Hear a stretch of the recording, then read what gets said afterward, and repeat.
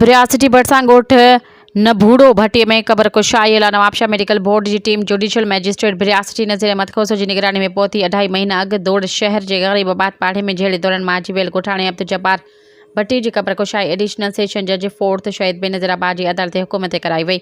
First additional magistrate नज़ीर खोसो जी निगरानी में PMC अस्पताल शहीद बेनज़ीराबाद जी डॉक्टरनि जी टीम क़बर कुशाई बाद फोती जो पोस्टमार्टम करे जुज़ा हासिल कया। इन मौक़े ते फोती जे भेण ज़ुलेखा भट्टी ऐं भेणी बेज़ाहिद भट्टी ॿुधायो त 2.5 महीना अॻु संदसि भाउ अब्दुल जब्बार खे सलीम मुग़ल, वाजिद मुग़ल, फ़हीम मुग़ल ऐं ॿियनि झेड़ो करे सख़्तु ज़ख़्मी करे छॾियो हो, जेको अस्पताल में फ़ौत थी वियो।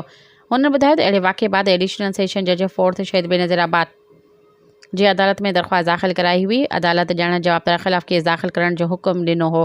थाणे ते केस दाख़िल थियण बाद अदालती हुकुम ते क़बर कुशाई करे पोस्टमार्टम कयो पियो वञे।